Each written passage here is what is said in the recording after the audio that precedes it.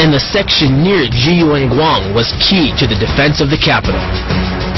A breach of the wall here would leave Beijing exposed, so the men who stood guard were some of the empire's toughest soldiers and most feared kung fu masters. Today, the town is home to Master Wang ZhiPeng. Master Wang is a disciple of the revered master Wang Shunling. Ling also worked extensively with Bruce Lee during Lee's formative years.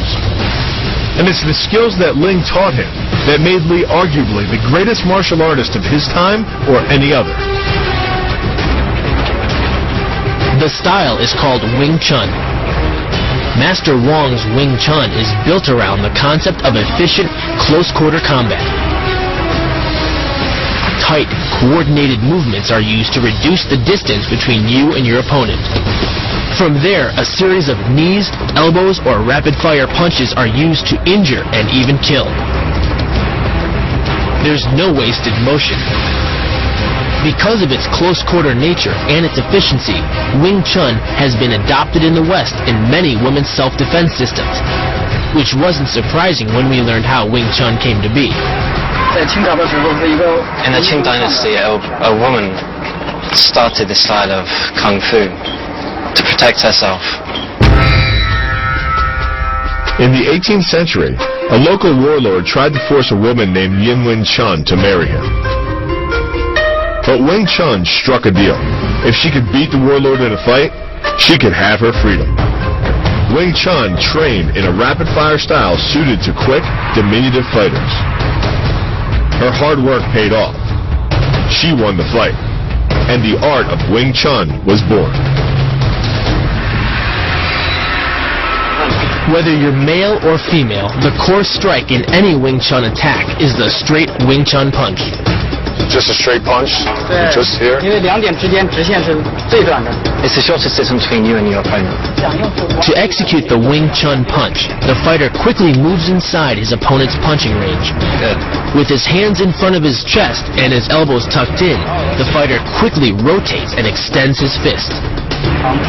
Punch along the arm, then try and get your hand back above your elbow. The punch is then repeated as needed until your opponent bites the dust. I feel like the breeze whizzing by my face. That's cool. And according to Master Wang, the more relaxed a fighter is, the more punches he can throw. Relax. Relax your arms. It's so hard to relax and think about punching somebody. It's not an easy concept. But Wing Chun doesn't just rely on speed. It uses power, too.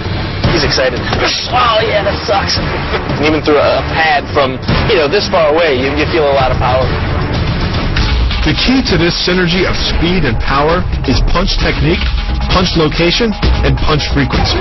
With your elbows tucked in behind your fist, the energy of each punch is maximized. And because the punch is delivered to your opponent's core along a center line, the more directly that force is transmitted to his body. The effect is similar to that of continually slamming a battering ram against a door.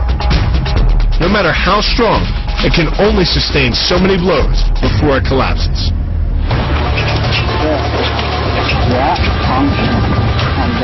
Tell you what, this punch is very difficult. Staying in that motion and always realizing that he can hit you back. The more you practice, the better you become at anticipating your opponent's next strike. So all these are basically different moves to create hand sensitivity, which comes into play no matter what you're doing. Practice for long enough, and you don't even need to see your opponent to strike him. Blindfolded, Master Wang demonstrated the combination of speed and power that lies at the heart of Wing Chun.